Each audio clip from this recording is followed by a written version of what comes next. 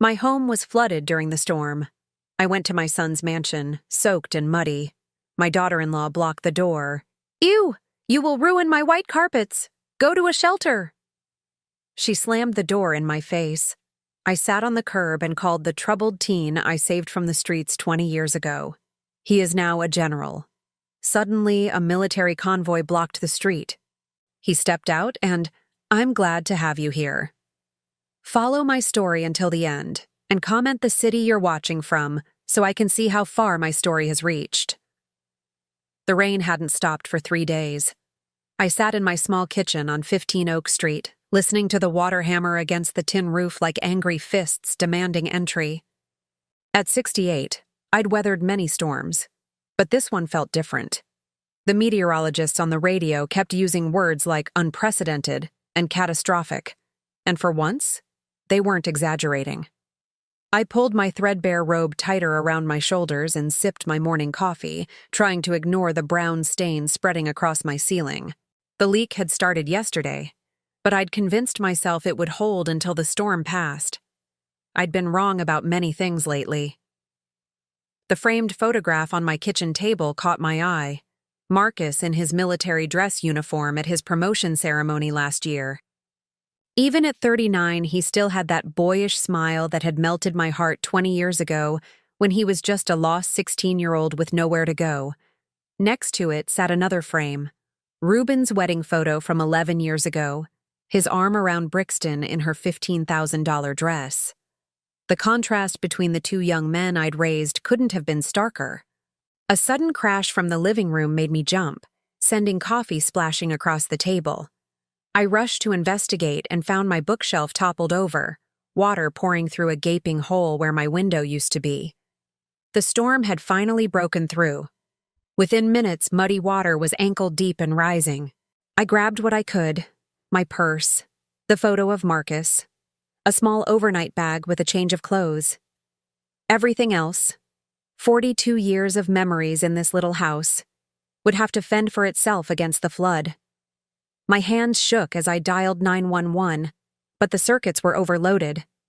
The emergency services recording told me to evacuate immediately and seek higher ground. Higher ground. The only higher ground I knew was 40 minutes away in Maple Ridge, where my son Ruben lived with his wife Brixton in their $600,000 mansion. I hadn't been invited to their home in over 2 years.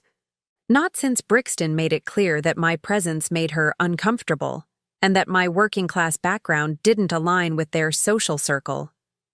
But surely, in an emergency like this, blood would matter more than her pristine white carpets and crystal chandeliers. The drive to Maple Ridge was treacherous. My 15-year-old Honda struggled through flooded streets, windshield wipers fighting a losing battle against the torrential downpour. By the time I reached their gated community, my clothes were soaked from the brief sprints between car and shelter, and mud caked my shoes from wading through deeper puddles than I'd anticipated. 127 Maple Ridge Drive had always intimidated me. The house was a monument to success, modern architecture with floor-to-ceiling windows, manicured lawns that cost more to maintain than I spent on groceries in 6 months, and a 3-car garage that housed Ruben's BMW, Brixton's Mercedes, and her weekend Porsche. I stood on their covered porch, water dripping from my gray hair, my overnight bag clutched against my chest like a shield. The doorbell chimed an elaborate tune that probably cost more than my monthly pension of $850. Through the frosted glass, I could see movement, shapes passing back and forth in what I knew was their marble foyer. The door opened, but not fully. Brixton appeared in the gap, her blonde hair perfectly styled despite the early hour, wearing a cream silk robe that probably cost more than I spent on clothes in a year. Her green eyes widened when she saw me, but not with concern or relief, with horror. "Oh my God," she breathed, her voice carrying that particular tone of disgust usually reserved for finding something unpleasant on the bottom of your shoe. "Denise, what are you doing here?" "My house flooded," I said, trying to keep my voice steady despite the way she was looking at me. "I need somewhere to stay until—" "No." The word came out sharp and final. "Absolutely not. I blinked, certain I'd misheard. Brixton, I just need… Look at you. She gestured at my soaked clothing, my muddy shoes, the way water was still dripping from my hair onto her pristine porch. You're filthy. You'll ruin my white carpets. Do you have any idea how much those cost? $15,000. I can take my shoes off, I offered weakly, but she was already shaking her head. It's not just the shoes, Denise. You're completely soaked. You smell like flood water and mold. I just had the house professionally cleaned yesterday. She wrapped her robe tighter around herself, as if my presence might contaminate her by proximity. That's when Reuben appeared behind her. My son, 42 years old, successful in his insurance business, the boy I'd raised alone from the age of 3 after his father died. The child I'd worked double shifts for, sacrificed my dreams for, put through college by cleaning offices at night and serving coffee during the day. Mom? He looked confused, as if finding his mother on his doorstep during a natural disaster was somehow unexpected. What's going on? Your mother wants to come inside, Brixton said, her voice dripping with disdain. She's soaking wet and muddy and wants to drip all over our house. I watched my son's face, waiting for him to tell his wife that of course his mother could come in, that family came before carpets, that there would always be room for me in his home. I waited for him to remember all the nights I'd sat by his bedside when he was sick, all the sacrifices I'd made so he could have better than I did. Instead, he looked at Brixton, then back at me, his expression uncomfortable but resolute. Mom, maybe it would be better if you went to a shelter. The Red Cross has set up at the community center downtown. The words hit me like a physical blow. A shelter. He was suggesting that his 68-year-old mother, who had raised him alone and given him everything, should go to a homeless shelter rather than mess up his wife's expensive floors. Reuben, I whispered, my voice breaking. It's just until the water recedes, a few days at most. Brixton stepped closer to him, her hand possessively on his arm. Honey, we have the Hendersons coming for dinner tomorrow night. You know how important that contract is for your business. We can't have this disrupting our plans. This, she called me this, like I was some stray animal that had wandered onto their property. I'm sorry, Mom, Reuben said, not meeting my eyes. Brixton's right. We have obligations. Obligations. Not to me, apparently. Not to the woman who had given up her chance at happiness to ensure he had everything he needed. Not to the mother who had worked her fingers to the bone so he could afford college, so he could marry a woman like Brixton, so he could live in a house like this. Please, I tried one more time, hating how desperate I sounded. I don't have anywhere else to go. There's the Red Cross shelter, Brixton repeated, already starting to close the door. They'll take care of you. That's what they're there for. Or maybe you could call that boy you used to help, Reuben added, as if struck by sudden inspiration. What was his name? Marcus. Doesn't he live around here somewhere? The boy I used to help. As if Marcus had been some casual charity case instead of the son of my heart, the young man who still called me every week, who still sent me flowers on Mother's Day, who had never forgotten what I'd done for him. You can't just leave me out here, I said. But the door was already closing. Good luck, Denise, Brixton called through the narrowing gap. I hope you find somewhere appropriate. The door closed with a soft click that sounded like thunder in my ears.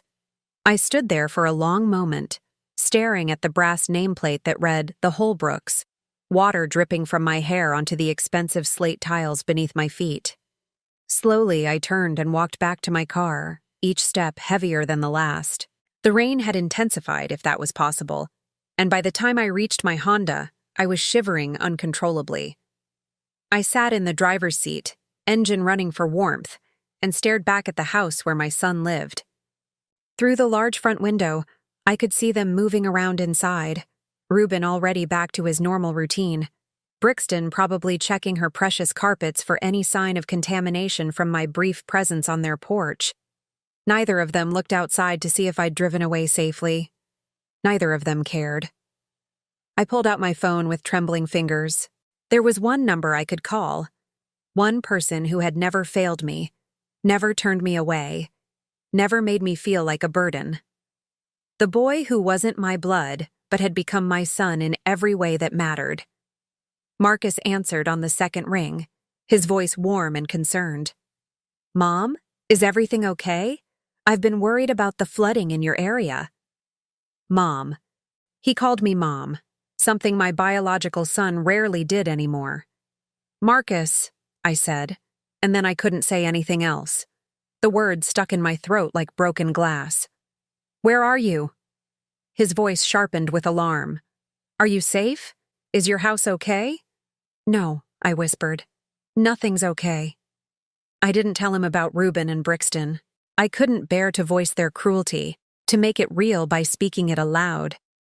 I just gave him the address where I was parked and asked if he could help me find somewhere to stay. "Stay right there," he said, and I could hear movement in the background, the sound of him mobilizing. "Don't move, I'm coming to get you." As I waited in my car, rain hammering the roof like an angry percussion section, I thought about the two sons I'd raised. One had turned his back on me for the sake of white carpets and social obligations. The other was rushing through a dangerous storm to save me. Blood, I realized, didn't make family. Love did. And I was about to be reminded of the difference between the two. Sitting in my flooded car on Maple Ridge Drive, waiting for Marcus to arrive, the memories came flooding back faster than the storm water that had destroyed my home. 24 years of sacrifice, 24 years of loving a son who had just shut his door in my face, played out behind my closed eyelids like a movie I couldn't stop watching. I was 30 when David died. A heart attack at 35, sudden and merciless, leaving me with a 3-year-old son and a mountain of medical debt that would follow me for the next decade. I remember standing in our small apartment bathroom, staring at myself in the mirror while Reuben slept in his crib, wondering how I was going to survive. How we were going to survive. The life insurance barely covered the funeral costs. David had always meant to increase the policy, but there had never been enough money, and now there never would be. I had a high school education and no real job experience beyond part-time work while Reuben was a baby. But I had something more important, a fierce determination that my son would never know poverty, never feel the shame of not having what the other kids had. So I did what I had to do. I took a job at the county social services office during the day and cleaned offices at night. While other mothers were tucking their children into bed and reading bedtime stories, I was scrubbing toilets and emptying trash cans, trying to earn enough to keep us afloat.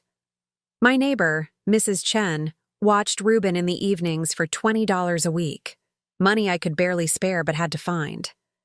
Reuben grew up thinking this was normal. He didn't know that other mothers didn't fall asleep at their kitchen tables over cold cups of coffee at 2 a.m.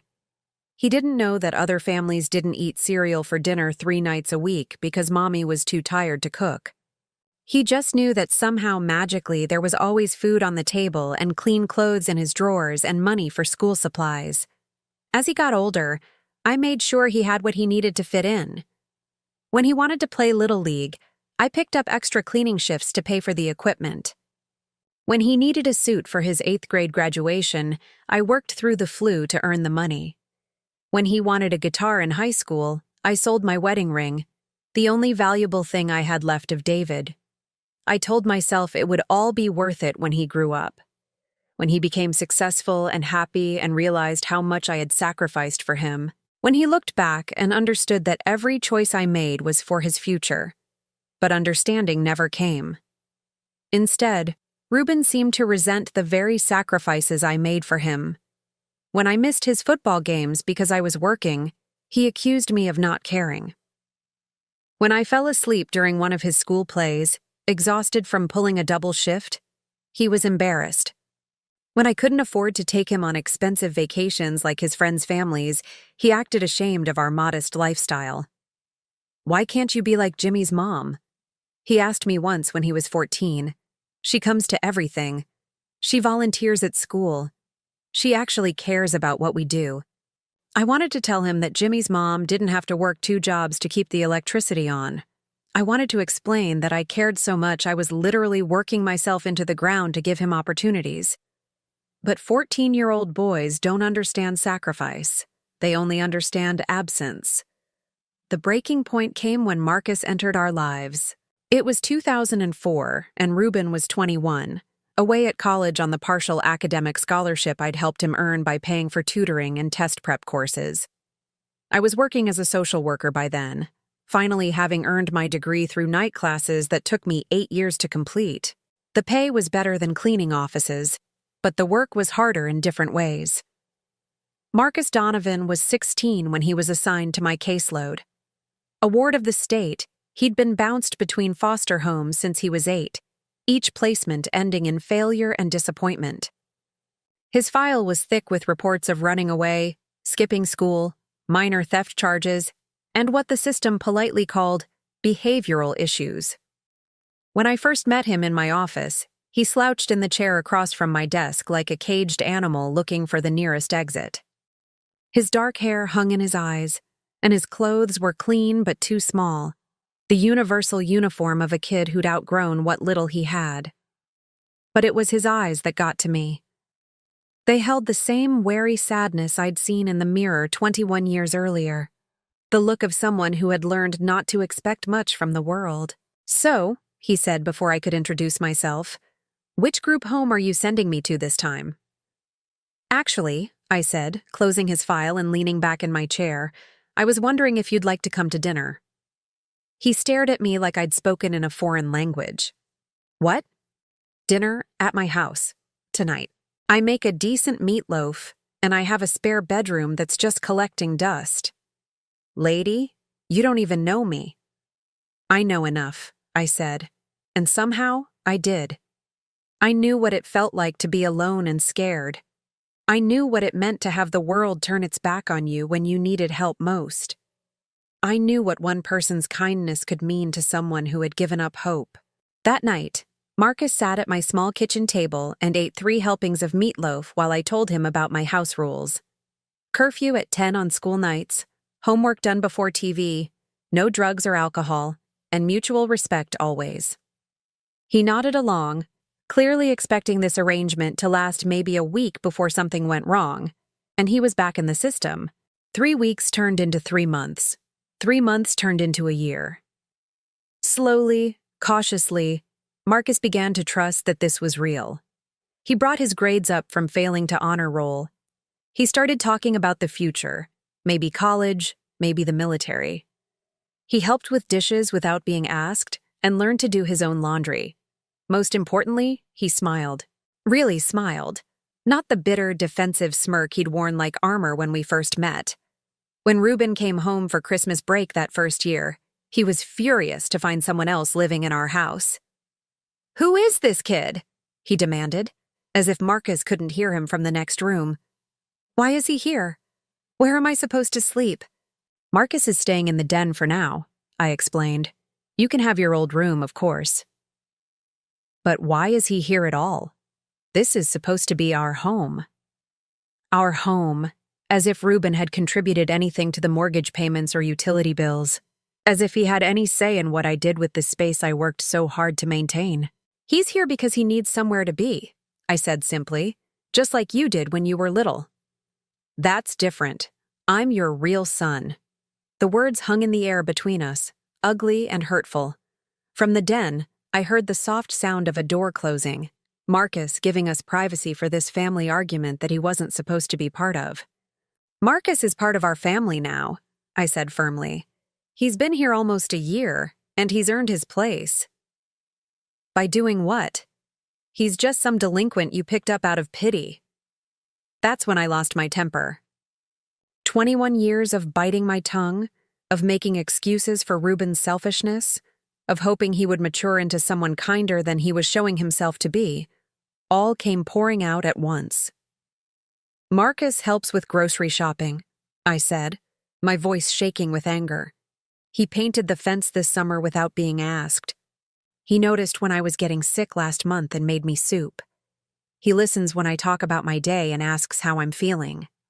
When was the last time you did any of those things? Ruben's face flushed red. I don't have time for that stuff. I'm in college. I'm building my future.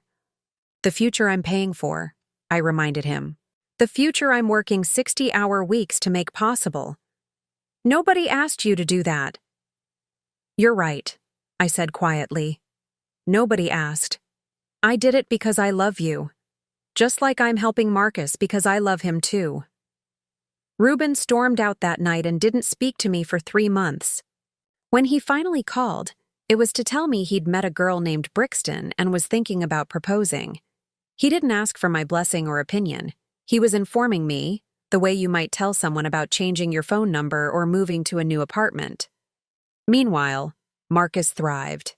He graduated high school with honors and immediately enlisted in the Army. On the day he left for basic training, he hugged me tight and whispered, "Thank you for saving my life, Mom. I promise I'll make you proud." Mom. He called me Mom, and it felt more natural than when Ruben said it. Over the years, as Marcus climbed the ranks and Ruben built his insurance business, the contrast between them became more pronounced. Marcus called every week, sent flowers on Mother's Day, visited whenever he was on leave. He introduced me to his fellow soldiers as his mother, never explaining the complicated circumstances of how we'd become family. To him, I simply was his mother, and he was my son. Ruben, meanwhile, grew more distant with each promotion and pay raise. His visits became perfunctory, obligatory check-ins motivated more by social expectation than genuine affection.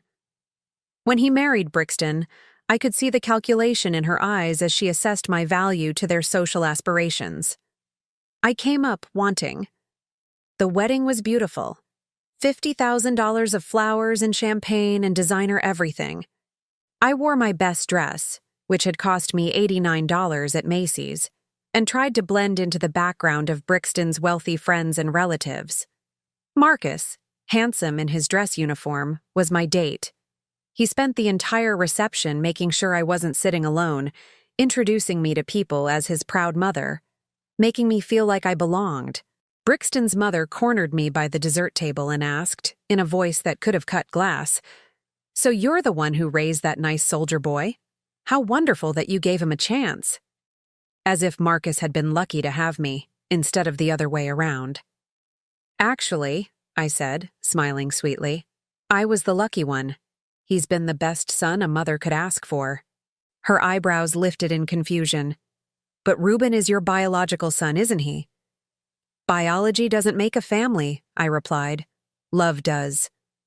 Now, sitting in my car in the storm, I understood how prophetic those words had been. Ruben had my DNA, but Marcus had my heart. One had taken everything I offered and demanded more. The other had given back tenfold and asked for nothing but love. Through my rain-streaked windshield, I could see Ruben and Brixton moving around inside their warm, dry mansion, probably already forgetting about the wet, inconvenient mother they'd turned away. They had their white carpets and their social obligations and their carefully curated life. I had something better. I had a son who was racing through a dangerous storm to rescue me, not because he had to, but because he wanted to. A son who had never forgotten where he came from or who had helped him get where he was going. The sound of approaching vehicles broke through my reverie. In my rearview mirror, I could see headlights cutting through the rain. Not just one set, but several, moving in formation like a convoy. Marcus wasn't just coming to help me. He was bringing backup. As I watched those lights grow brighter, I felt something I hadn't experienced in years, the absolute certainty that someone would move heaven and earth to keep me safe, that I was worth saving, worth protecting, worth loving. Blood had failed me tonight, but family, real family, was about to arrive. The convoy that turned onto Maple Ridge Drive didn't belong in this neighborhood of manicured lawns and million-dollar homes. 3 black SUVs with government plates moved in perfect formation through the storm, their headlights cutting through sheets of rain like searchlights. Behind them came a military transport vehicle that looked more suited to a war zone than a suburban street lined with BMWs and Range Rovers. I watched through my rain-streaked windshield as they pulled up in front of Ruben's house, their engines rumbling like thunder. The lead SUV stopped directly beside my Honda, and I could see a figure in the passenger seat speaking rapidly into a radio. Even through the storm, there was something unmistakably authoritative about the way these vehicles had arranged themselves, not randomly parked, but strategically positioned. The passenger door of the lead vehicle opened, and Marcus stepped out into the storm. Even at 39, he still moved with the same purposeful stride I remembered from his teenage years. But now there was something else. Command presence, they called it in the military. He wore his dress uniform despite the weather, ribbons and medals catching what light there was, his posture radiating the kind of authority that made people step aside and pay attention. He was at my car door before I could fully process what I was seeing. "Mom," he said as I rolled down my window, rain immediately soaking us both. His voice carried that particular tone of controlled fury that I'd heard him use exactly once before, the day he'd graduated from high school and found out that Ruben had forgotten to come to the ceremony. "Are you hurt? Are you okay?" "I'm fine," I said, though we both knew that was only technically true. "Marcus, what is all this? Why are there so many vehicles?" He glanced back at the convoy, then at Ruben's house, where lights were now blazing in every window. Through the large front windows, I could see figures moving around inside, Ruben and Brixton, both peering out at the commotion in their driveway. "When someone threatens my family," Marcus said quietly, "I respond appropriately." He opened my car door wider, holding an umbrella over me that had materialized from somewhere. "Let's get you out of this storm. Marcus, I don't want to cause trouble." "The trouble has already been caused," he said, and there was steel in his voice that I'd never heard before, by people who should have known better. As I stepped out of my car, I became aware of the other soldiers who had emerged from the vehicles. 6 of them, all in dress uniform despite the weather, all standing at attention in the rain, as if this were some kind of formal ceremony instead of a family emergency. Their presence was both comforting and slightly overwhelming, like having my own personal army. "General Donovan," one of them approached Marcus with crisp military precision. "The perimeter is secure. Should we proceed with the extraction?" Extraction. As if I were a diplomat being rescued from hostile territory instead of an elderly woman seeking shelter from a storm. "Thank you, Colonel Martinez," Marcus replied with the same formal tone. "Escort Mrs. Harrison to the command vehicle. Full honors." Full honors. For me. I felt tears mixing with the rain on my cheeks as Colonel Martinez offered me his arm, with the kind of respect usually reserved for dignitaries and heads of state. As we walked toward the lead SUV, I caught sight of movement in Ruben's house. The front door had opened, and my son was standing in the doorway, his expression a mixture of confusion and growing alarm, as he took in the military convoy that had transformed his quiet street into something resembling a government operation. Brixton appeared beside him, her silk robe replaced by a hastily thrown-on sweater and jeans. Even from a distance, I could see her mouth hanging open as she stared at the uniformed soldiers, the official vehicles, the unmistakable aura of federal authority that had descended on her perfectly ordered world. "Marcus," I said, as Colonel Martinez helped me into the SUV. "They're watching." "Good," he replied, his voice carrying across the space between us and the house. "Let them watch." The interior of the SUV was warm and dry, equipped with communication equipment that looked like something from a spy movie. As I settled into the leather seat, I caught sight of Marcus walking deliberately toward Ruben's front door, his stride measured and purposeful. The other soldiers formed a loose formation behind him, not threatening exactly, but unmistakably present. Through the SUV's bulletproof windows, I watched my biological son and the boy I'd rescued from the streets face each other for the first time in over 3 years. The contrast was stark. Reuben in his expensive casual clothes, soft around the middle from comfortable living, versus Marcus in full military regalia, his bearing radiating the kind of quiet authority that came from years of command responsibility. "Reuben," Marcus said, and even through the glass and rain, his voice carried with parade ground clarity. "We need to talk." My son looked past Marcus to the convoy, to the soldiers, to the undeniable display of power that had materialized in his driveway. "What? What is all this about? Why are there military vehicles in my neighborhood?" "Because your mother needed help," Marcus replied with devastating simplicity. "And when family needs help, you provide it." Brixton stepped forward, and I could see her trying to regain some semblance of control over the situation. "Now listen here. We don't know who you think you are, but you can't just show up at our house with all these people, and—" "I'm General Marcus Donovan, United States Army," Marcus interrupted, his voice cutting through her protest like a blade. "And the woman you turned away in a storm is my mother." The word mother hung in the air like a challenge. I watched Reuben's face cycle through several emotions: surprise, confusion, and what might have been recognition of just how badly he had miscalculated this situation. "Your mother?" Brixton's voice had risen to a pitch that probably disturbed dogs in the next county. "She's not your mother. You're not even related to her. You're just some charity case she took in." The silence that followed was deadly. I could see Marcus's jaw tighten, see the subtle shift in posture that every soldier in the convoy probably recognized as a prelude to engagement. When he spoke again, his voice was quiet, controlled, and absolutely terrifying in its calm. "Ma'am, I'm going to give you one opportunity to reconsider that statement."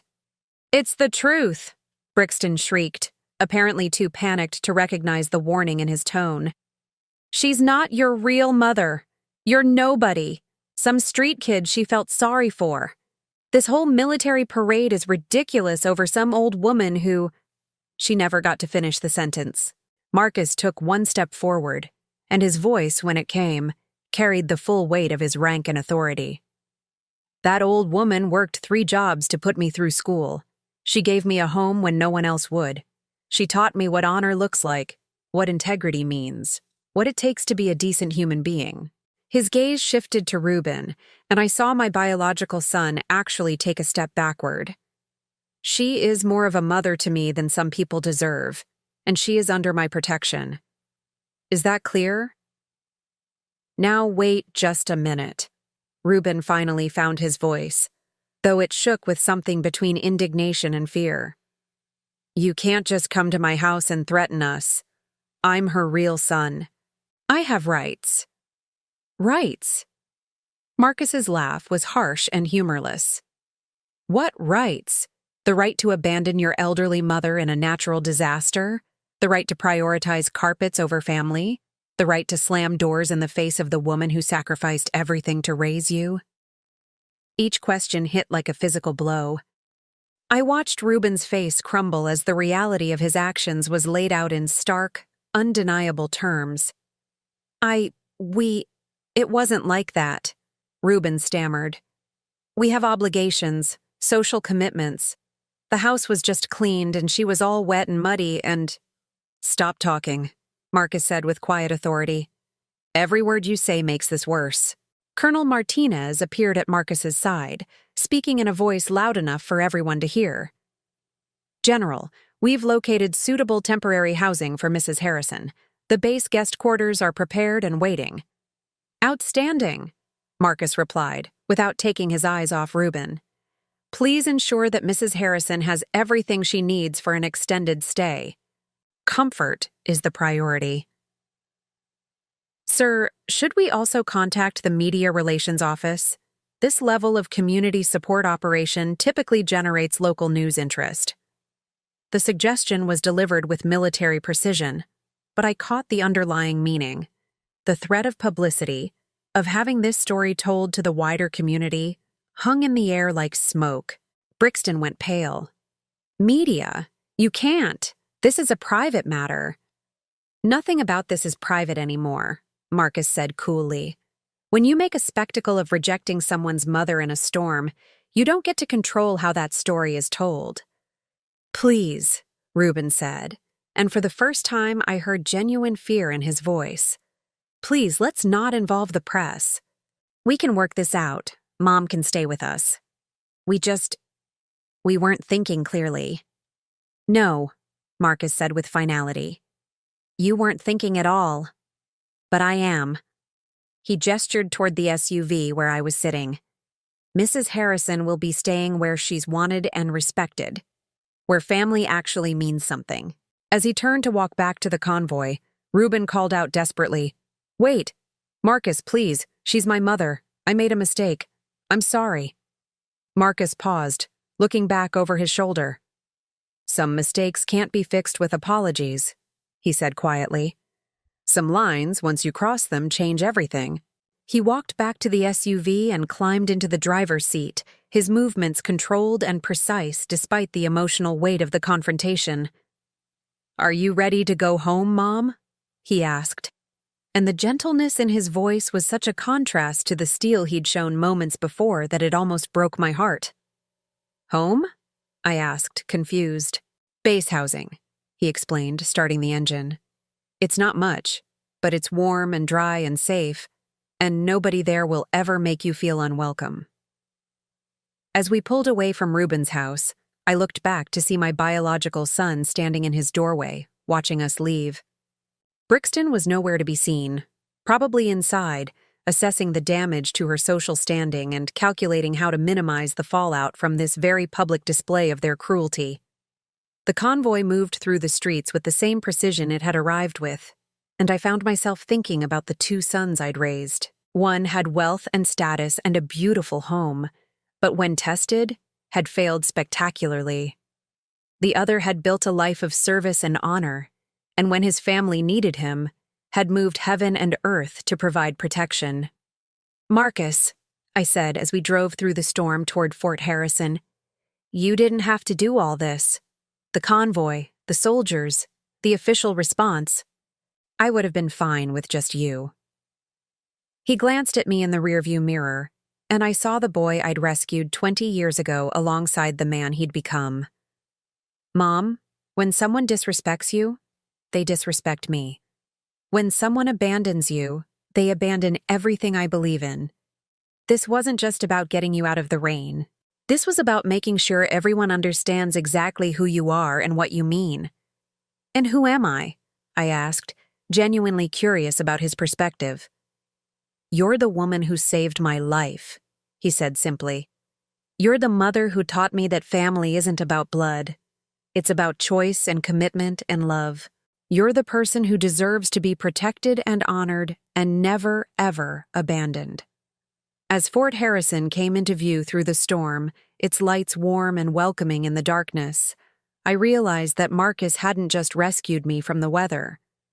He'd rescued me from the lie I'd been telling myself for years, that blood was thicker than water, that biological family was somehow more real or important than chosen family. Tonight had proven otherwise. Real family was the people who came running when you called. Real family was the people who moved mountains to keep you safe. Real family was driving through a storm with a military convoy because you mattered enough to mobilize for.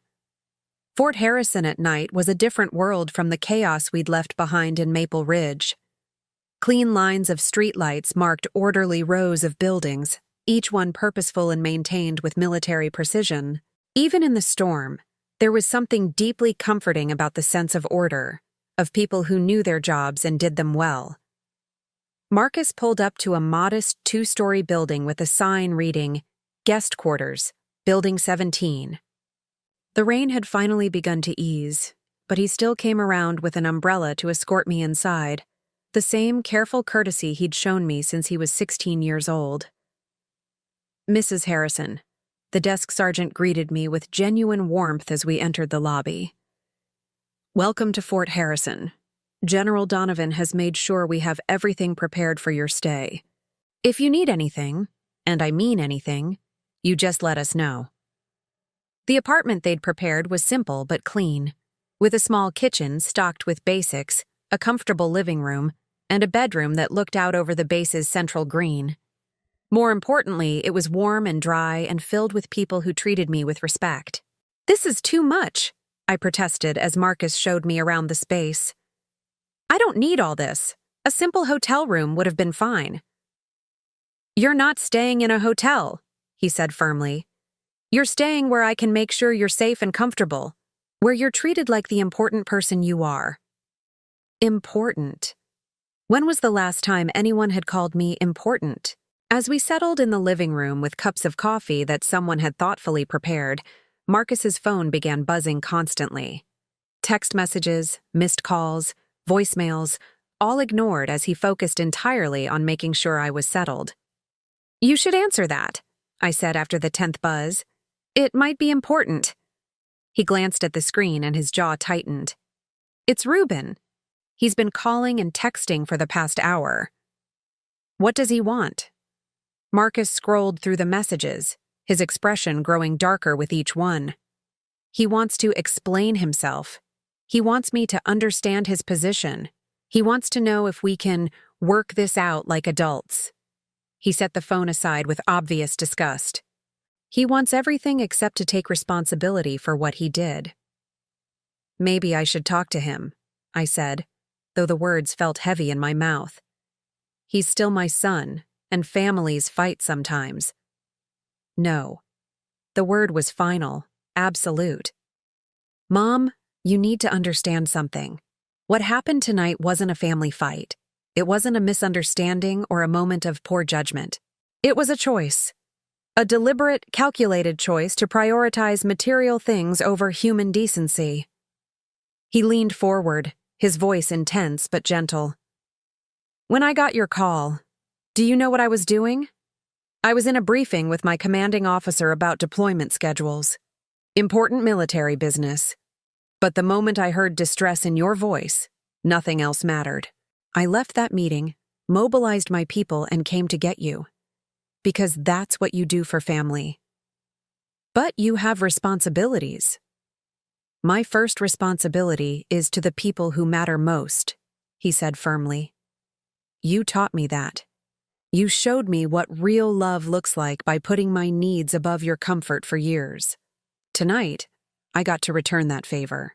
His phone buzzed again, and this time he answered it with obvious irritation. "What?"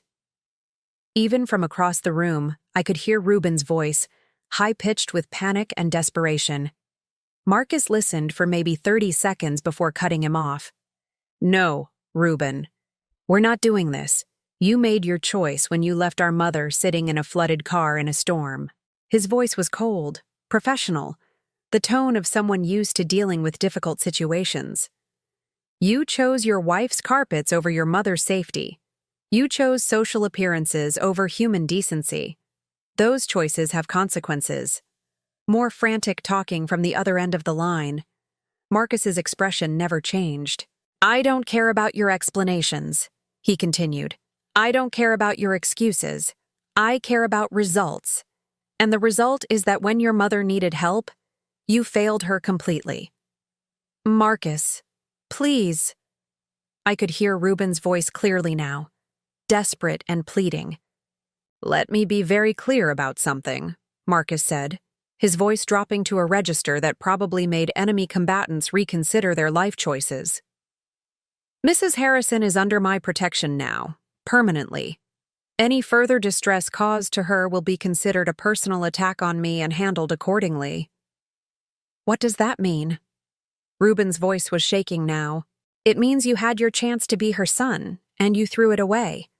It means she deserves better than someone who sees her as a burden or an embarrassment. It means that as far as I'm concerned, she only has one son now, and it's not you." The silence on the other end of the line was deafening. "Marcus," Ruben said finally, his voice barely a whisper, "you can't just take my mother away from me." "I'm not taking her anywhere," Marcus replied with devastating calm. "You threw her away. I'm just making sure someone catches her who knows her true value." He ended the call and immediately blocked the number, his movements quick and decisive. "Was that too harsh?" he asked me. though his expression suggested he already knew the answer. I thought about it carefully, weighing years of disappointment against this one moment of being truly protected and valued. "No," I said finally. "I don't think it was harsh enough." Over the next few days, as I settled into life on base, the full scope of what Marcus had done began to reveal itself. It wasn't just about providing me with shelter. It was about surrounding me with a community that understood respect and honor and taking care of your own. Colonel Martinez's wife, Elena, stopped by with homemade soup and an invitation to join the Officers' Wives Book Club. Sergeant Major Johnson introduced me to his mother, who was visiting from Montana, and within an hour we were swapping stories and sharing photos like old friends. The base chaplain checked in to make sure I had everything I needed, both practically and spiritually. For the first time in decades, I was part of a real community. People who included me in conversations, who asked for my opinions, who seemed genuinely interested in my thoughts and experiences. It was intoxicating and heartbreaking at the same time. Intoxicating because it felt so good, heartbreaking because it highlighted just how alone I'd been for so long. Marcus checked on me every morning before his duties and every evening afterward. We established a routine of dinner together when his schedule allowed, and slowly I began to understand the man he'd become. Not just his military achievements, though those were impressive enough, but his character. The way he treated subordinates with respect, the way he remembered details about people's families, the way he commanded through example rather than intimidation. "I learned that from you," he told me one evening when I commented on his leadership style. "You never had to raise your voice to get me to listen. You just lived your values so clearly that I wanted to follow your example." "I was just trying to survive," I said, "to get you through high school and launched into a decent life."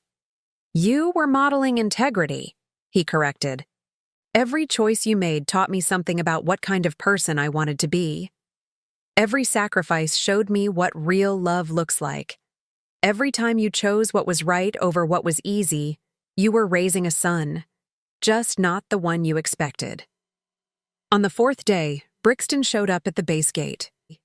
I was in the commissary with Elena Martinez, learning about base life and enjoying the simple pleasure of grocery shopping with a friend, when my phone rang. It was the duty officer from the main gate. "Mrs. Harrison, we have a civilian here asking to see you. Says her name is Brixton Holbrook. She's persistent." Elena and I exchanged glances. In the few days I'd been on base, I'd shared enough of my story that the entire officer community knew what had happened. The protective instincts of military families had kicked in immediately and completely. "Tell her I'm not available," I said. "Ma'am, she says she's not leaving until she talks to you. She's been here for 2 hours already." I sighed. Brixton's tenacity was legendary. It's how she'd landed Reuben in the first place. "Put her on the phone." A moment later, my daughter-in-law's voice came through the speaker, artificially sweet, but with an underlying edge of desperation. "Denise, thank goodness. I've been trying to reach you for days. We need to talk." "I don't think we do," I said calmly. "This whole situation has gotten out of hand," she continued as if I hadn't spoken. "We're family. We should be able to work through a little misunderstanding." "A little misunderstanding?" I felt my temper beginning to rise. "You called me filthy. You said I would ruin your carpets. You suggested I go to a homeless shelter instead of staying in my son's house during a natural disaster." "I was stressed," she said, her voice taking on a wheedling quality. "The storm, the mess, everything was chaotic. I wasn't thinking clearly. Surely you can understand that." Elena was watching me with the keen interest of someone who'd been briefed on the situation. She made a gesture suggesting I put the call on speaker, which I did. "What I understand," I said, "is that stress reveals character. When things got difficult, you showed me exactly who you are." "That's not fair." Brixton's voice rose to that familiar sharp pitch. "You have no idea the pressure I was under. The house was perfect for our dinner party, and suddenly there you were, all wet and muddy and in need of help," I finished. Your husband's mother was in need of help, and your response was to protect your floors. Those floors cost $12,000, she shrieked, apparently forgetting that she was trying to win me over. Elena raised her eyebrows and mouthed, 12,000? With the kind of expression reserved for people who've clearly lost perspective on reality. Brixton, I said, my voice deadly calm, I'm going to explain something to you very clearly. You had one chance to show that you understood what family means. One opportunity to demonstrate basic human decency. You failed spectacularly. But we can fix this, she insisted. Ruben feels terrible. He wants to make it right. We both do. How? I asked. How exactly do you propose to fix the fact that you turned away your husband's elderly mother during a natural disaster? How do you undo the moment when you valued possessions over people? We'll have you over for dinner. A nice dinner, with good china and flowers. We'll make it special. I almost laughed at the absurdity of it. She thought this was about social gestures, about performing the right actions to achieve the desired outcome. I don't want your dinner, Brixton. I don't want your apologies or your explanations or your attempts to manage the situation. I want you to leave me alone. You can't just cut us off. The mask was slipping now, revealing the panic underneath. We're family. You're Ruben's mother. Yes, I said quietly. I am Ruben's mother. And for 42 years, I loved him and supported him and sacrificed for him, believing that someday he'd become the kind of man who would do the same for me. But that's not who he chose to be. He's still your son. Biology doesn't create obligation, I said, and I could hear Marcus's influence in my words. Love does, respect does, decency does, none of which were present in his actions toward me. There was a long silence on the other end of the line. When Brixton spoke again, her voice had changed, becoming colder and more calculating. Fine, she said. If that's how you want to play this, then fine. But don't expect us to keep reaching out forever. Don't expect us to keep trying to fix this when you're being so stubborn and unreasonable. I don't expect anything from you, I said truthfully. I stopped expecting things from you the moment you shut your door in my face. I hung up and looked at Elena, who was shaking her head in amazement. Honey, she said, I've been married to a military officer for 23 years. I've seen some dysfunctional family situations, but that woman... She shook her head again.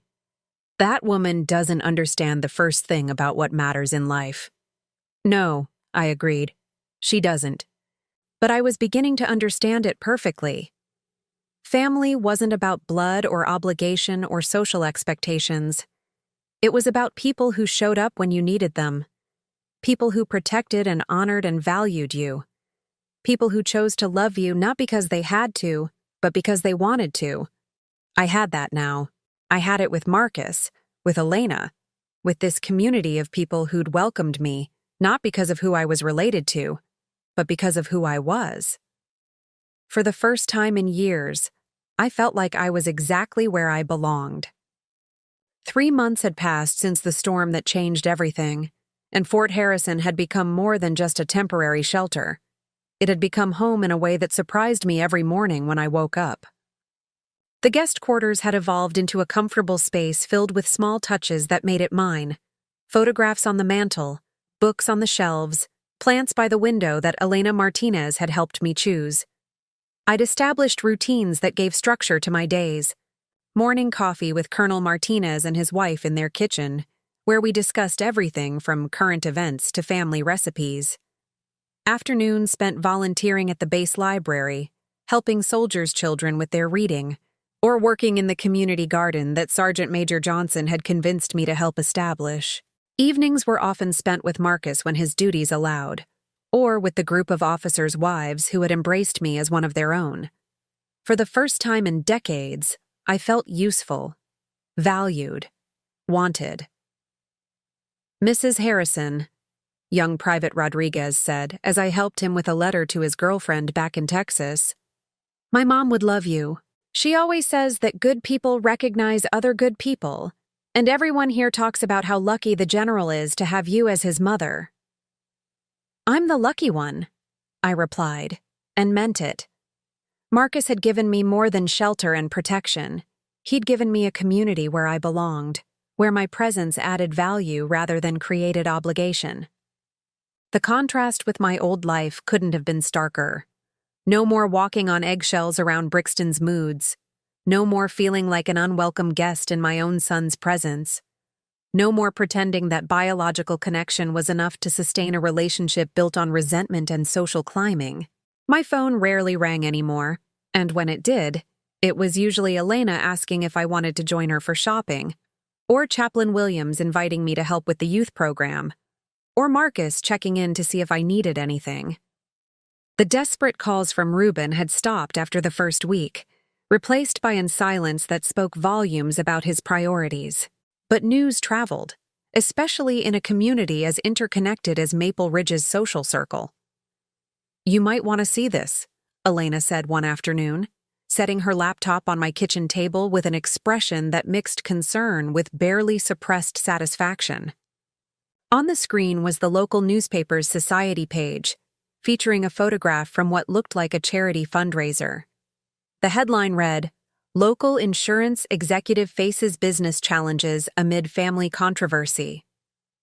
The article was carefully worded, the way small-town journalism handled sensitive topics involving prominent families, but the message was clear.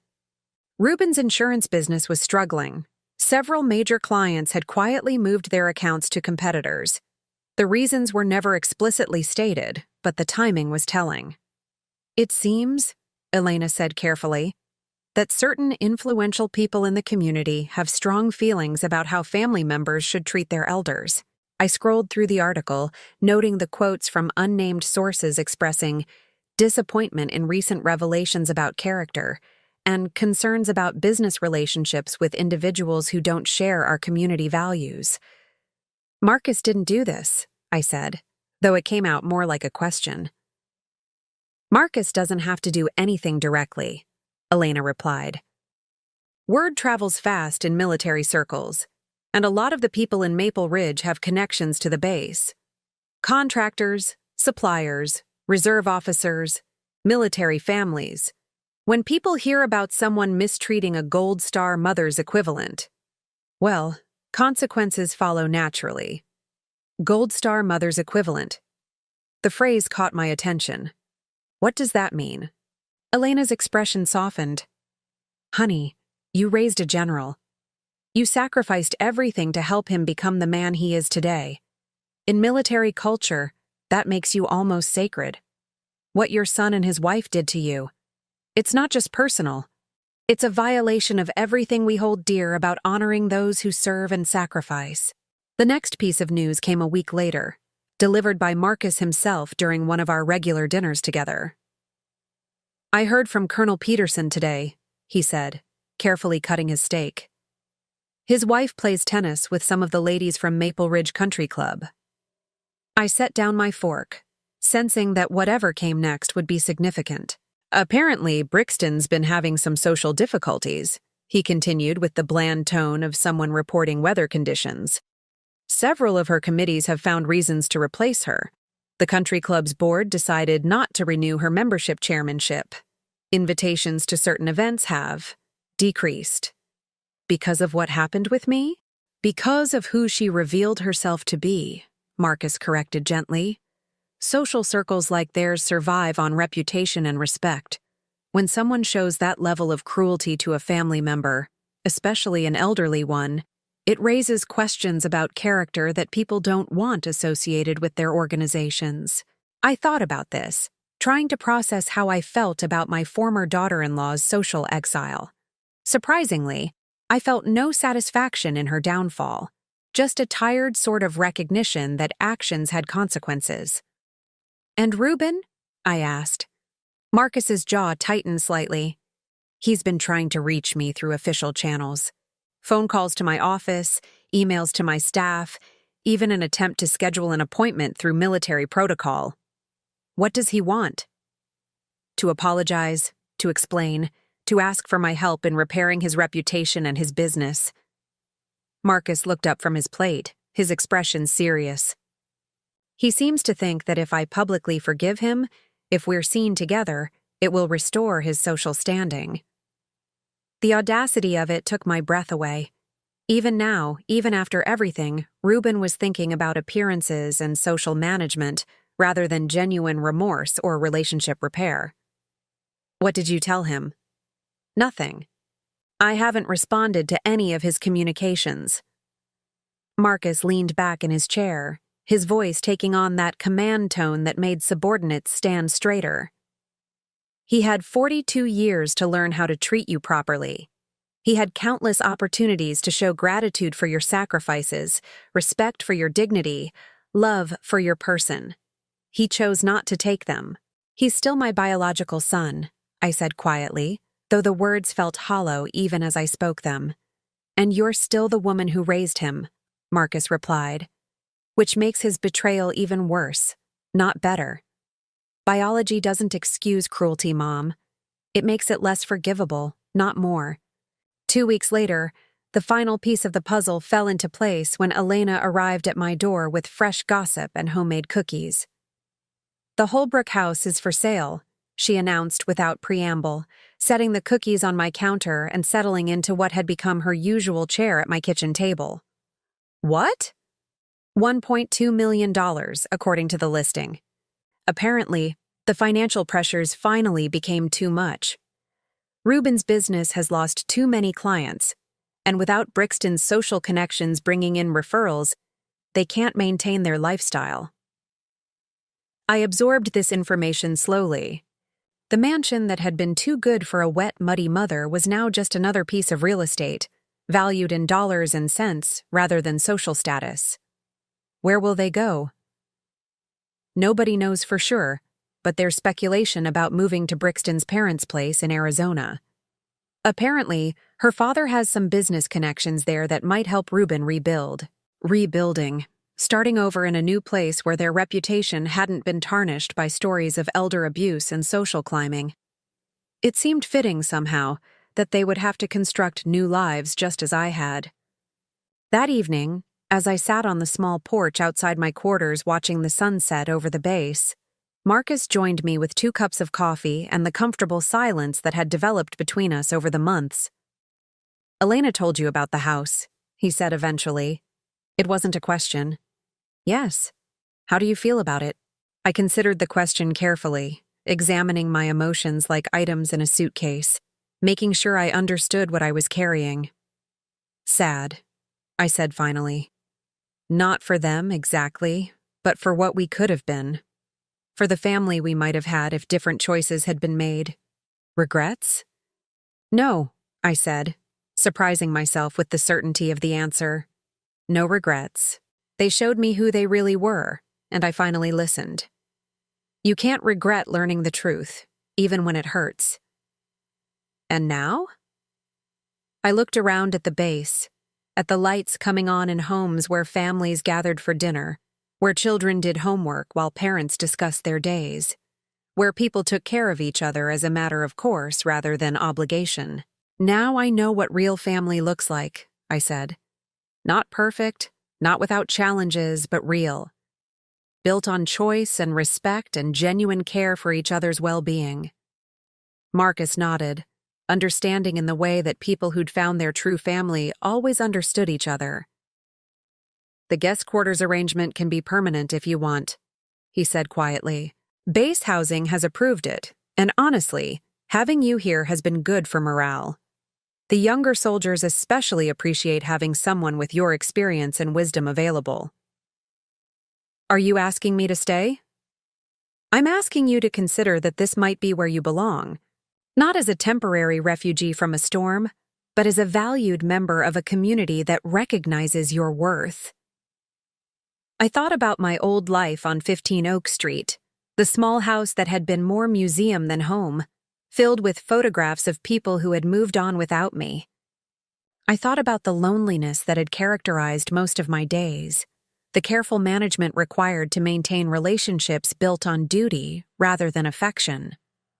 Then I thought about the past 3 months. The morning conversations with Elena, the afternoon reading sessions with soldiers' children, the evening dinners with people who included me in their stories, who asked for my opinions, who seemed to genuinely enjoy my company. Yes, I said. I think this is exactly where I belong. As if summoned by my decision, the sound of laughter drifted across the courtyard from where a group of younger officers' wives were setting up for a movie night in the community center. Someone called out my name, inviting me to join them. Marcus smiled, the expression transforming his serious face into something warm and boyish. Better go, Mom. Your family is calling. My family. Not the family I'd been born into or created through marriage, but the family I'd chosen and that had chosen me back. The family that measured worth by character rather than bank accounts, that honored service and sacrifice, that understood the difference between obligation and love. I stood up, brushing off my pants and preparing to join the laughter and fellowship waiting for me across the courtyard. For the first time in decades, I was eager to see what tomorrow would bring, confident that whatever came, I'd face it surrounded by people who truly cared about my well-being. The storm that had destroyed my house and revealed my son's true character had also led me to the place I was meant to be. Sometimes the worst things that happen to us clear the way for the best things we never knew we needed. As I walked toward the community center, toward the sound of women's voices welcoming me into their circle, I realized I was no longer Denise Harrison, the lonely widow who cleaned up other people's messes and accepted scraps of affection from ungrateful relatives. I was mom to a general, friend to a community, and finally, exactly where I belonged. 1 year after the storm that changed my life, I woke up in my permanent home on Fort Harrison, feeling something I hadn't experienced in decades. Genuine contentment. The morning sun streamed through my bedroom window, illuminating the collection of photographs that now decorated my dresser. Not just old memories of people who'd moved on, but new ones. Marcus in his dress uniform at his latest promotion ceremony. Elena and me at the base's harvest festival. The reading group I'd started for soldiers' children, all of us grinning over a particularly funny book. These weren't duty photos or obligation snapshots. They were evidence of a life being truly lived, surrounded by people who chose to include me in their joy. I made my morning coffee in the kitchen that had become perfectly organized around my routines, then settled at the small table where I'd begun writing in a journal. Something Elena had suggested during one of our conversations about healing from family trauma. Sometimes, she'd said, you need to write down your own story so you can see clearly how far you've traveled. Today's entry would be different from the others, because today marked exactly 365 days since Reuben and Brixton had slammed their door in my face. Today, I wanted to record not just what had happened, but what it had taught me about the difference between family and relatives, between love and obligation, between settling and thriving. Before I could begin writing, my phone rang. Elena's name appeared on the screen, though it was earlier than our usual check-in time. Good morning, sunshine. Her voice came through warm and slightly mischievous. I have news that you're either going to find very interesting or completely irrelevant, depending on how much you still care about your former life. What kind of news? The kind that proves the universe has a sense of justice. Are you sitting down? I laughed. Elena, I'm 69 years old and drinking coffee in my kitchen. Where else would I be? Fair point. Okay, so you remember how Reuben and Brixton moved to Arizona to live with her parents and start over? Vaguely. It was true. Their departure from Maple Ridge had registered as a distant piece of information, like news about acquaintances rather than family. Well, apparently starting over is more difficult than they expected when your reputation follows you. Brixton's father is a prominent businessman in Scottsdale, very connected to the social scene there. Was connected anyway. I set down my coffee cup, sensing a longer story coming. It turns out, Elena continued, that the story of what they did to you made it to Arizona ahead of them. Military families talk, and Phoenix has a huge veteran population. when word got around about how they treated a Gold Star mother equivalent. Let's just say the reception wasn't warm. Elena, I'm not a Gold Star mother. That's for women who've lost sons in service. Honey, you raised a general from nothing. You sacrificed everything so he could serve his country with honor. In the eyes of the military community, you're family. And what your son did to you was an insult to everything we value about supporting those who serve. She paused, and I could hear the satisfaction in her voice as she prepared to deliver the rest of the news. Brixton's father's business partners included several retired military officers. When they heard the story, they made it clear that anyone who would treat their own mother that way wasn't someone they wanted to do business with. One by one, deals fell through. Contracts got canceled. Social invitations dried up. I found myself thinking of Brixton, always so concerned with appearances and social standing, finding herself persona non grata in yet another community. But instead of satisfaction, I felt only a tired recognition that people eventually face the consequences of their choices. There's more, Elena continued. Apparently, the stress of the social and business failures put a strain on their marriage. Brixton filed for divorce last month. The papers cited irreconcilable differences, but according to my sources, she blamed Reuben for their downfall. Said that if he'd been man enough to stand up to his mother instead of letting her ruin their lives, none of this would have happened. The irony was breathtaking. Even in divorce, Brixton was blaming me for consequences that stemmed directly from their own cruelty. She got the house in Arizona, what's left of it after the legal fees, Elena continued. Reuben is apparently working as a claims adjuster for someone else's insurance company now. Middle management? Nothing fancy. Living in a one-bedroom apartment and driving a 10-year-old car. I absorbed this information, waiting to feel something. Vindication, perhaps, or at least some small satisfaction that justice had been served. But all I felt was a profound sense of distance, as if Elena were telling me about strangers rather than people who had once been central to my life. How do you feel about all this? Elena asked, echoing my own internal question. Honestly, I feel nothing. Not happy about their troubles, not sad about their situation, just nothing. They're not part of my life anymore. That's probably the healthiest response, she said approvingly. You've moved on to better things. After I hung up, I sat at my kitchen table for a long time, thinking about the concept of moving on. A year ago, I would have been devastated to learn that my son was struggling, would have felt compelled to reach out and offer help despite how he'd treated me. The old Denise would have made excuses for his behavior and found ways to blame herself for his failures. But the old Denise had been a woman who accepted crumbs of affection and called them love, who confused duty with care, who believed that biological connections created obligations that couldn't be broken no matter how badly she was treated. The new Denise, the woman I'd become in this community that valued and respected me, understood something the old version hadn't. That real love was mutual, that healthy relationships required reciprocity, and that family was something you built through choice and commitment, not something you endured through accident of birth. A knock at my door interrupted my reflections. I opened it to find Marcus standing there in his dress uniform, looking unusually formal for a casual morning visit. "Good morning, Mom," he said, using the title that still made my heart warm every time I heard it. "Do you have a few minutes? There's something I want to show you." "Of course. Come in." I was just having coffee and— "Actually," he interrupted gently, "I was hoping you'd come with me. There's something at my office that I think you'll want to see." Curious, I grabbed my sweater and followed him across the base to the administrative building where his office was located. He led me down hallways lined with photographs of distinguished military leaders, past offices where uniformed personnel worked at the business of keeping our country safe. Marcus's office was spacious, but not ostentatious, decorated with the awards and commendations he'd earned over his 20-year career. Behind his desk hung a large American flag, and on his bookshelf sat a framed photograph of the two of us from his promotion ceremony 6 months earlier. "Sit down," he said, gesturing to the chair across from his desk. "I have something to give you."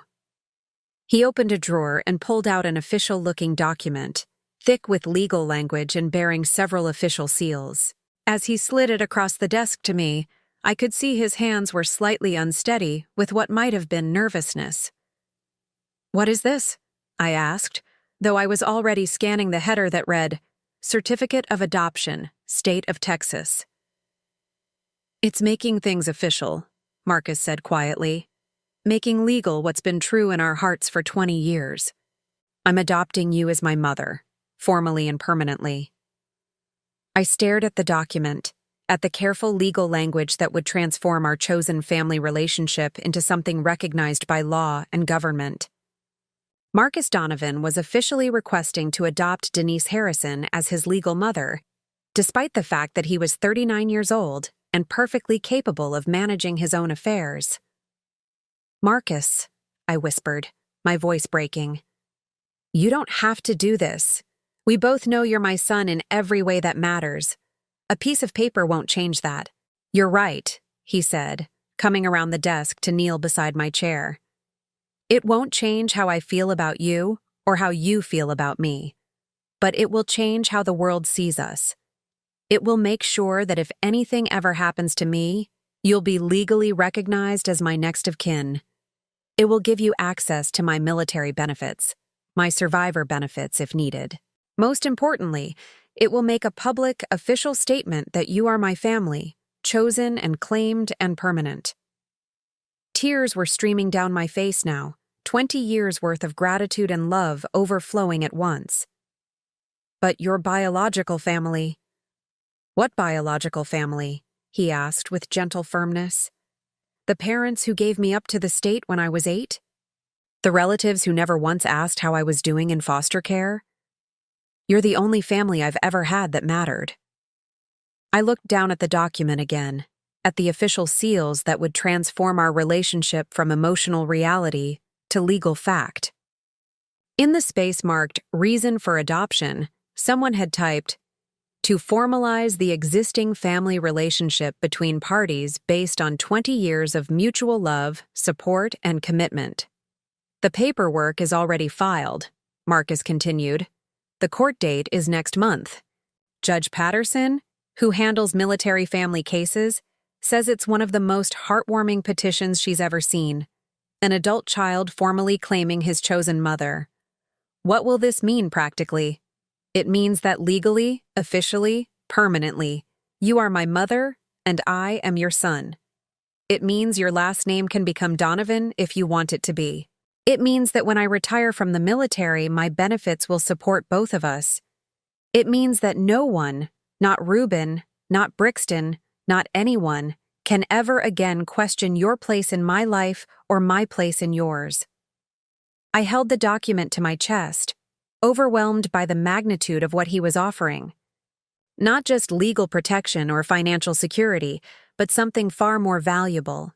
The official recognition that love and choice could create bonds stronger than blood. That family was something you built, rather than something you were born into. "There's one more thing," Marcus said, returning to his desk and opening another drawer. "Something I've been saving for the right moment." He pulled out a small velvet box, the kind that usually held jewelry, and placed it on the desk between us. 20 years ago, you gave me a home when no one else would. You saw potential in a broken, angry kid that everyone else had written off. You loved me through my worst moments and celebrated my best ones. You taught me what it meant to be part of a real family. I opened the box with trembling hands. Inside was a pendant, a simple silver circle engraved with the words, "My son, my choice, my pride," and the date of his high school graduation. "I had this made after I got my first promotion," he said. "I've been carrying it around for years, waiting for the right time to give it to you. Today feels like that time." As he fastened the chain around my neck, I felt the weight of the pendant settle against my chest, right over my heart. It was tangible proof of something I'd known but never fully believed I deserved. That I was loved not out of obligation, but out of choice. "Marcus," I said, my voice steady despite the tears. "I need you to know something. The night of the storm, When Ruben turned me away, I thought my world was ending. I thought I'd failed as a mother, failed as a person, failed at everything that mattered. He waited, giving me space to find the words. But I was wrong. My world wasn't ending. It was beginning. Real life, real family, real love was finally starting. Everything before that night was just preparation for this moment, for this life, for this family we've built together. So you'll sign the adoption papers? I'll sign them, I said, but not because I need legal protection or financial security. I'll sign them because I want the whole world to know what we both already understand, that you are my son, I am your mother, and nothing will ever change that. 6 months later, I stood in Judge Patterson's courtroom wearing my best dress and the pendant Marcus had given me, watching as she made our family official with the stroke of a pen. Elena and Colonel Martinez were there as witnesses, along with several other friends from the base who had become our extended family.